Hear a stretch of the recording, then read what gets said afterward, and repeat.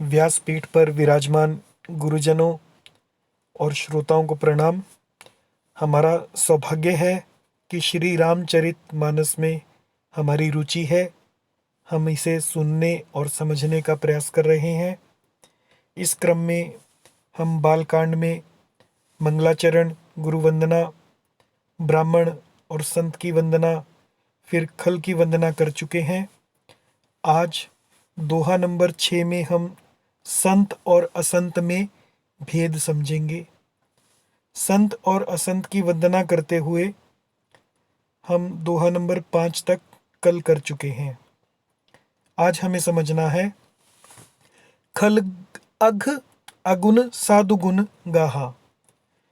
खल मतलब दुष्ट, अघ मतलब पाप, अगुण, खल के पास पाप और अगुण यानी दुर्गुण, साधु के पास गुण अगाध होते हैं। उभय दोनों के पास अपार, उदधि मतलब समुद्र, अवगाहा मतलब दुष्टों के पापों और अवगुणों की और साधुओं के गुणों की कथाएं दोनों ही अपार हैं, क्योंकि ये सृष्टि के आरंभ से ही चल रहा है। हम दोनों में भेद इसलिए जानना चाहते हैं ताकि हम डिसाइड कर सकें कि हमें दो प्रकार के मनुष्य में कौन सी कैटेगरी में खुद रहना है और कौन से लोगों का हमें साथ देना है, किनका संग हमें करना है। तेहिते कछु गुण दोष बखाने, उनमें से कुछ गुण और दोष का बखान यहाँ पर किया जा रहा है। संग्रह त्याग न बिनु पहचाने, हम संग्रह नहीं कर सकते अच्छे गुणों का और बुरे दुर्गुणों का हम त्याग नहीं कर सकते बिनु पहचाने बिना। अतः हमें पहचान होनी चाहिए अच्छे और बुरे की, इसलिए यहाँ पर वर्णन किया जा रहा है। भले पोच सब विधि उपजाए, भले लोग भी, पोच मतलब बुरे लोग भी, सब विधि, विधि मतलब ब्रह्मा जी ने उपजाए हैं, ब्रह्मा जी ने पैदा किए हैं दोनों प्रकार के लोग।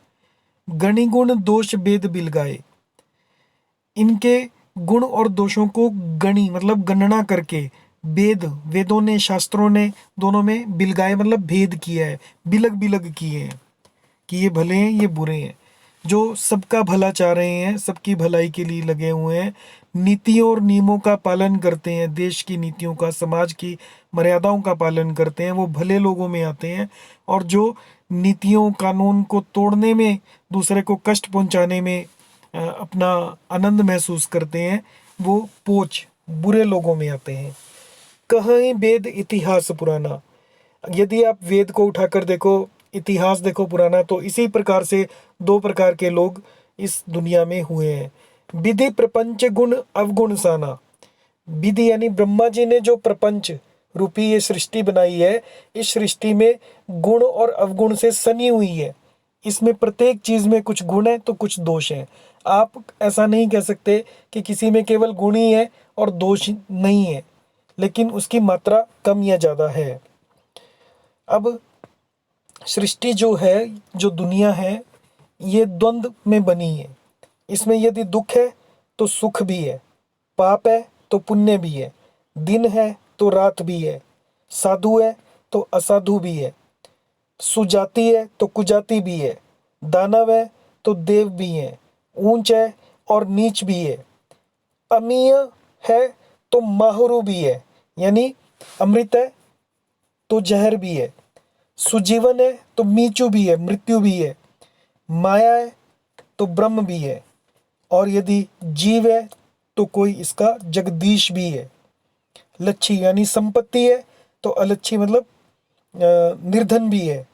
रंक भी, रंक है अवनीशा, यदि रंक है कोई तो अवनीशा भी है। अवनीशा मतलब अवनी है, अवनी कहते हैं हम धरती को, अवनी का ईश यानी राजा। यदि कोई रंक है तो कोई अवनीशा यानी राजा भी है। काशी है तो मग भी है, सुरसरी भी है, सुरसरी मतलब गंगा है तो क्रमनाशा भी है, मरु है तो मारव भी है, महिदेव है, महिदेव मही हुई पृथ्वी, देव मतलब पृथ्वी के देव यानी ब्राह्मण है तो गवासा यानी कसाई भी है, स्वर्ग है तो नरक भी है, अनुराग है तो विराग भी है, तो ये सब निगमा गुण निगमागम, मतलब वेदों और शास्त्रों ने गुण दोष का विभाग किया है इन सब का। तो सृष्टि कैसी है? जड़ और चेतन। इस सृष्टि में दो तरह के चीजें हैं। कुछ चीजें जड़ हैं जिनमें जीव नहीं है, और कुछ चेतन है जो जिंदा है, जीवन है जिनमें। गुण दोषमय, सब में गुण और दोष भरे पड़े हैं। विश्व कीन करतार, विश्व में करतार ने जड़ और चेतन को गुण और दोष में बनाया है। हमें इन्हें जानना है। संतों का क्या चरित्र है, अच्छे लोगों का क्या चरित्र है? वो हंस की तरह होते हैं, गुण गही, गुण को प्राप्त करते हैं। पय मतलब दूध, दूध में पानी मिला दो तो हंस केवल दूध दूध पी लेता है और पानी बच जाता है। तो हंस भी इस दुनिया में आकर इस प्रकार का जीवन जीते हैं संत, कि वो गुणों को ग्रहण करते हैं और दोषों को पानी की तरह छोड़ देते हैं। आज के क्रम में दोहा नंबर 6 तक इतना ही। जय श्री राम।